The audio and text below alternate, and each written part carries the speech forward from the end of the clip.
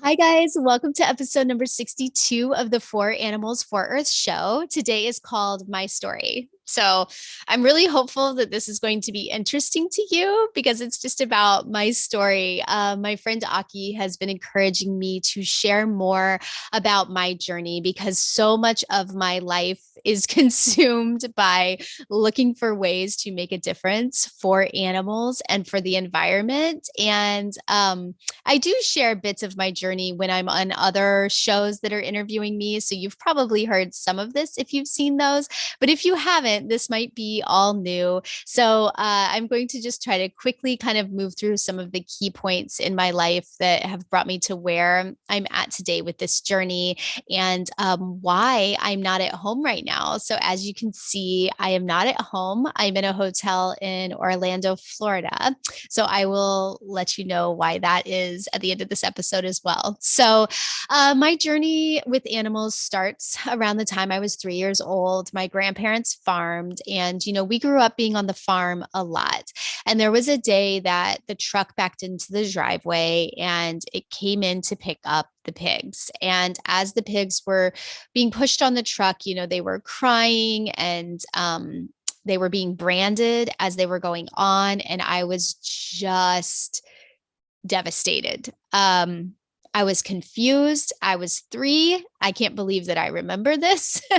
um, but it was hard. It was really, really hard. And in that moment, I was determined that I would never eat meat again. That part of my journey was interesting. I mean, growing up in a small farm town, it was not an option for, under my parents' minds at least, it was not an option for me to not eat meat. So they would cut up 10 little pieces for me every dinner. And there's funny stories of me still sitting there at like 11 o'clock at night trying to get down my pieces of meat. But, I don't fault them for it. I mean, at the time, it was that was the understood necessity for nutrition, right? It was thought that you had to eat meat to be healthy. So anyway, when I was 19, I actually became a vegetarian, and that's when I was old enough to understand it and make choices on my own. And so um, that's that part of my journey. But I felt this just like deep longing and desire to help those animals that were suffering. And throughout my,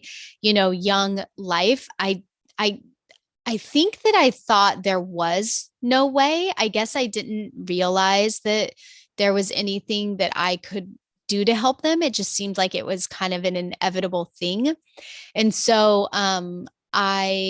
companion animals are something that I guess were a little more common for people to help. So I would go into the shelter every once in a while, but I really struggled. I felt so sad going in there. And so I just really didn't do much. And as far as helping animals, and I went through high school, went through college, became an engineer. I was working at Disney. I had this really cool job. Like, I got to be brainstorming all the time and be creative and work with amazing people. And it was really, really cool. But I just kept feeling like this gnawing in my stomach of, but I need to be helping animals. Like, this isn't the right thing. I need to be helping animals. And so I went back to school while I was at Disney, and I got my master's. And I did my master's in engineering in an area called operations research, which is like applied mathematics. So you build models to kind of simulate real life, and then you use that to help you make decisions. And so I built a model to help animal shelters work together to utilize their resources better, to help with not relinquishing as many dogs and cats, and then shifting them around so that more lives would be saved. And the industry, interesting enough, has moved that way on its own. I mean, I don't know if data fed it or not, but now all shelters work together and try to save as many lives as they can. So anyway, that takes me up until about the time I was 29, 30. And then my boyfriend at the time, well, my fiance at the time, who is my husband now, Sean, got a job in Tokyo. And so we decided to move to Japan, and I quit my job at Disney, planning to go back to school. And he started his job in Tokyo. And so while we were in Tokyo, I was so excited, because this is the first time I wasn't in a corporate job and I could actually go in and volunteer at the shelter. And I was like, this is going to be so cool. And so I started calling as soon as we got there and emailing, and no one would return my phone calls. No one would email me back. And I was not welcomed at any of the shelters. And over time, I started to realize why, because I didn't speak Japanese, and they are so incredibly busy in those shelters. And people are coming in all the time saying they want to help, but then they don't really stick around. And so it didn't make sense for them to spend time inviting me in. So since they didn't really let me in, I started working with friends on talking about doing some fundraising. And then the tsunami and the earthquake happened. And that, of course, rocked the lives of everyone living in Japan. It was so beyond what you can even fathom.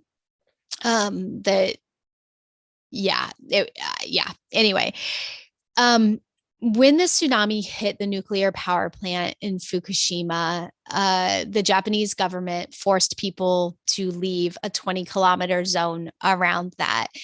And that was for their own safety. It makes sense. But what doesn't make sense is they forced everyone to leave their pets and animals behind. And they gave the impression that you would be able to come back and get your pet. And then they closed off the zone and wouldn't let anybody in.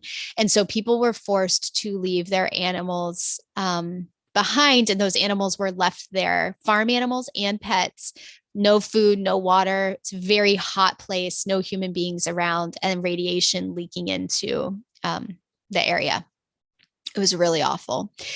Really, really awful. And so I happened to come across a rally in May. So that happened in March. In May, there was a rally, begging the government to let people who were willing to go in and try to rescue animals. And so I became a part of that. And that was amazing, because I met some really incredible women in Japan who were very, very passionate about helping animals like I was. And it was so cool, because being a part of friendships with them and being around them led me into opportunities to make a difference. So we started fundraising and we started doing different things, and I started volunteering at the shelter. I started creating collateral, brochures and print material and just all this different stuff, because I had been studying graphic design.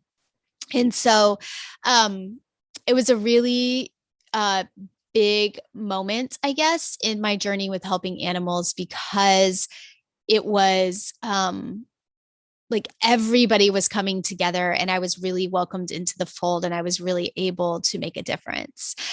And then unexpectedly, my husband got transferred to California. And so we moved to Los Angeles that was about 4 years later. And I was,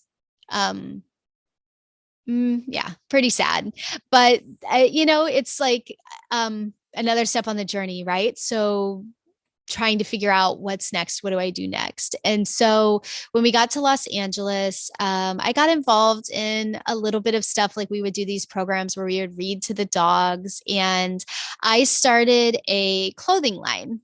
And there's a lot more detail behind starting a children's clothing line. But when I did it, I learned a lot about the fashion industry. And that was an eye opener to me. And I was creating, I ended up, my children's line kind of evolved over time, and it became all about selling pieces to raise money to help animal welfare groups, because I have made so many friends over the years that run these different rescues, and they're always needing funding. And I thought, okay, I'm going to make clothing, and we're going to help them with funding through the clothing. So I did that. But in the process of creating that line, I had a shirt that was helping whales, and it was, donating money to help whale rescue groups at the same time as what could have been like polluting the earth by making that t-shirt that was going to be donated. And it was just like, wait a minute, this does not all add up.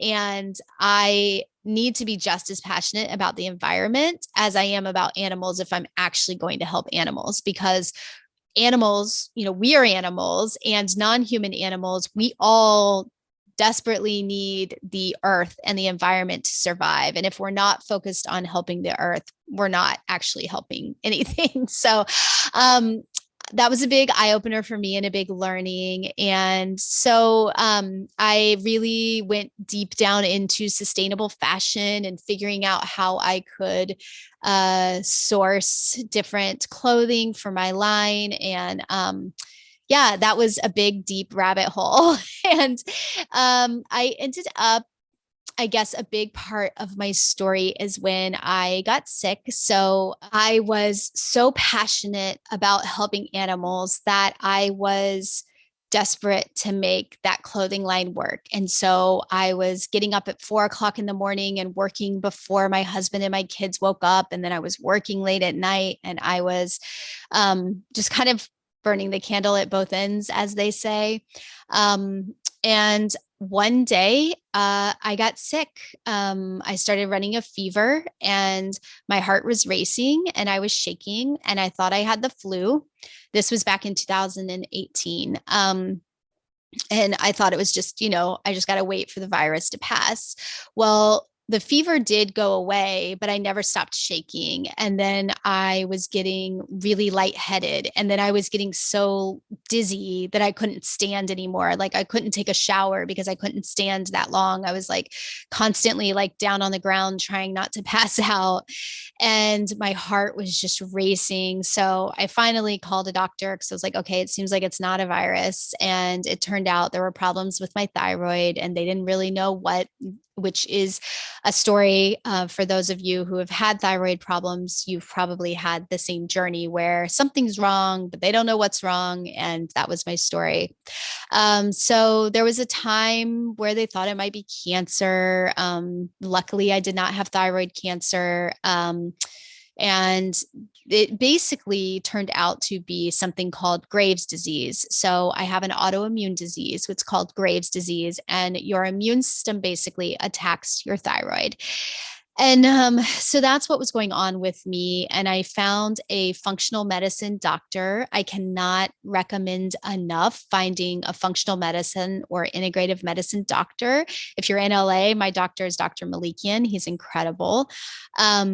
He actually was like, well, a lot of thyroid problems come from unidentified issues such as celiac disease. So it turns out I had celiac disease, which meant that there were little holes being created in my intestines over time.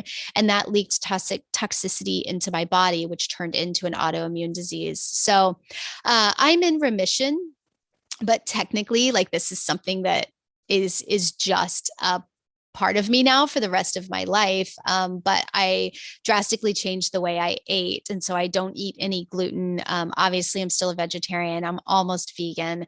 I don't have caffeine, very little caffeine, very little alcohol, very little sugar. And I've been healthy. So I'm really, really lucky that I came out of that well. But that year of 2018 was a pretty big wake up call for me because I had always thought I was really healthy. And I think it was the stress because I am just so passionate about helping and changing the tide of what help happens to animals in our world.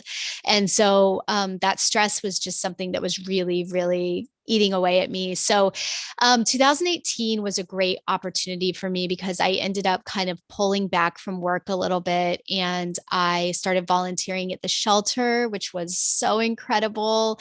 And I would work specifically with animals who were scared, like really, really scared of people, and just sit with them and just give them them time to get more comfortable with me. And there are other volunteers that did the same thing. And so over time, these animals would like blossom and come out of their shell and realize they were safe. And it was so cool. And I also learned animal Reiki. And so I became an animal Reiki practitioner and even a teacher. And so I was able to connect with animals on a deeper energetic level like that. So 2018 like really brought me a lot of opportunities through that sickness. And it really was another moment that kind of changed the course of my life, like the tsunami and like the, farm when I was 3. Um, so I ended up kind of making a few changes, and that's when my brand changed from Trendy Little Sweethearts to For Animals for Earth.